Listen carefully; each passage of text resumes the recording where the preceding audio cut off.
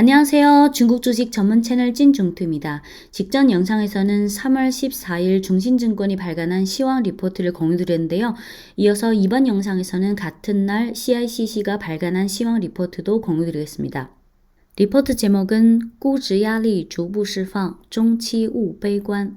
번역하면 밸류에이션 압력은 점차 방출되고 있다. 중기적으로 비관하지 않는다인데요. CICC의 시황 리포트 구성은 항상 다음과 같은데요. 우선 첫 단락은 지난주 시황 리뷰이고 이어서 두 번째 단락은 향후 전망과 최근 주목해야 할 재료들이고 마지막 단락은 업종 투자 전략을 간단히 짚습니다. 시작할게요. 첫 단락 소제목은 증시지수 3주 연속 하락, 거래량 계속 축소이고 내용은 다음과 같습니다. 예상치를 상회한 수출 지표는 투자자들이 신중한 투심을 완화하지 못했고 국내 정치 컨센서스의 변화에다가 미국 국채금리의 변동 영향으로 중국 증시지수는 지난주 초반에 계속 하락했다가 후반부에 양회에서 전달된 개혁이라는 재료 및 금융지표의 예상치 상회 등 요인이 지수의 안정 및 반등을 견인했다. 상해종합지수는 지난주 주간 1.4% 하락했고 심천 창업한 지수는 4.0% 하락했으며 일평균 거래대금은 3주 연속 떨어졌다. 업종면에서 지난 몇 년 동안 상승폭이 뒤처지고 밸류에이션이 비싸지 않는 전력, 철강, 석탄, 건설, 건자재 등이 증시지수를 상회했고 군수, 컴퓨터, 전자 등의 흐름이 안 좋았다. 두 번째 단락 소제목은 밸류에이션 압력 점차 방출, 중기적으로 비관하지 않는다이고요. 내용은 다음과 같습니다. CICC는 증시가 아마 작년 3월 23일 바닥 찍고 반등한 이래 첫 중기적 조정에 진입할 가능성이 있다고 춘절 전에 제시한 바 있습니다. 이번에는 일반적인 작은 조정보다 시간이 조금 더 길 가능성이 있는데 즉 하락부터 변동성 축소 그리고 재상승까지 아마 2-3개월 걸릴 것이고 그 폭도 좀 더 클 것인데 15% 심지어 더 클 수 있다. 최근의 빠른 조정을 겪은 후 CSI 300 지수는 변동폭이 약 17%에 달했고 그 전에 강세를 보였던 심천 창업한 지수는 춘절 이후 변동폭이 약 25%에 달했다. 밸류에이션 측면에서 증시의 전체적인 밸류에이션은 이미 과거 평균치 부근으로 돌아가서 압력이 다소 방출됐는데 구조적인 밸류에이션 현상은 여전히 존재한다. 과거 경험을 참고했을 때 증시 급락은 아마 이미 막바지에 근접했고 밸류에이션 압력도 이미 일정 부분 완화됐다. 향후 투자 심리는 아마 등락 속에서 점차 온도가 내려갈 것이고 투심상 신중을 취하는 투자자들의 비율이 아마 더 커지면서 거래량은 아마 더 위축될 것이다.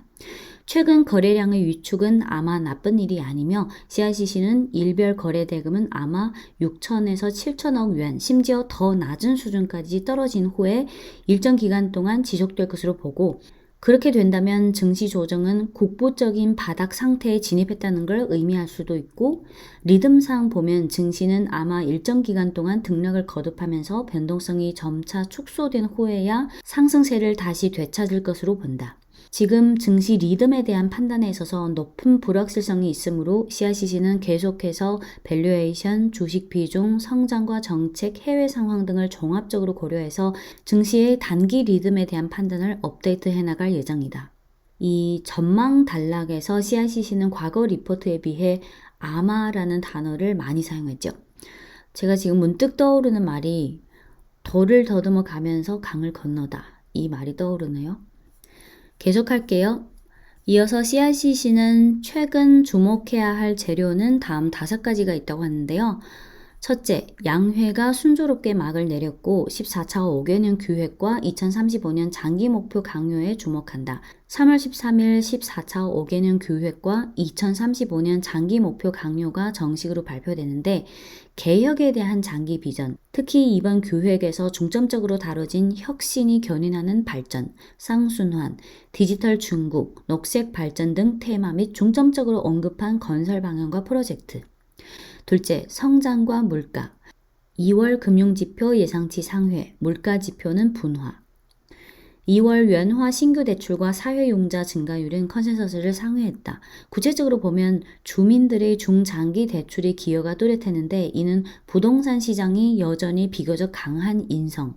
여기서 인성은 재료가 질기다는 그 인성인데요. 부동산 시장이 지탱력이 있다는 뜻이죠. 부동산 시장이 여전히 비교적 강한 인성이 있다는 걸 의미할 수도 있다. 단기 사회용자 증가율의 상승은 아마 유동성이 계속해서 완화 상태를 유지한다는 걸 의미하지 않을 수 있으며 올해 3, 4월은 연체 대출의 원금 상환 및 이자 지급 피크이므로 신용 조건은 아마 여전히 한계 효용이 축소될 수 있다. 이어서 CPI와 PPI 분화인데요. 2월 CPI의 전년 동기 대비 증가율은 계속해서 0.2% 마이너스 성장했다.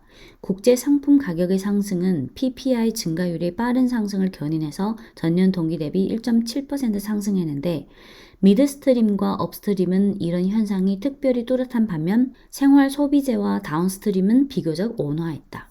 셋째, 감독관리.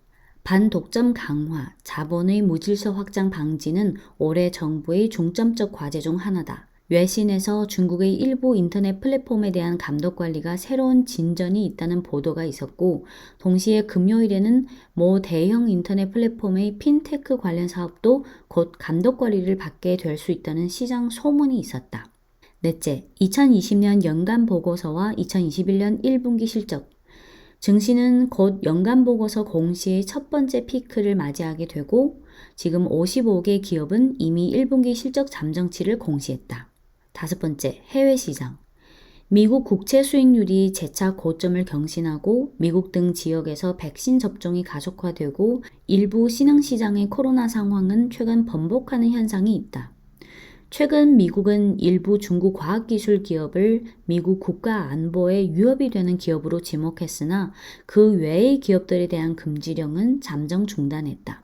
중미 양국의 무역, 과학기술, 금융 분야에서의 힘겨루기는 증시의 신경을 건드릴 수 있는 가능성이 있어서 주목할 필요가 있다.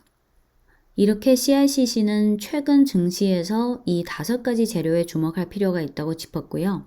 마지막 단락은 업종 투자 의견인데 소제목은 구조 중요시, 지수 경시, 다운업이고 내용은 다음과 같습니다. 단기적인 변동 속 반등 장세에서는 그 전에 많이 하락한 업종이 상대적으로 많이 반등할 것이다. 첫째, 단기적으로 밸류에이션이 낮고 기존의 상승폭이 작은 업종이 아마 약간 인성이 있을 수 있다. 둘째, 14차 5개년 기획 강요에서 언급한 중점적인 건설 방향. 셋째, 중기적으로는 밸류에이션 압력 소화 후에는 구조적 추세에 주목할 것을 건의하는데 소비는 여전히 다운업 방식으로 종목을 선택할 때의 중점이고 신에너지, 과학기술, 제약 등 분야는 해당 경기 수준을 고려해서 다운업 방식으로 저가 매수한다.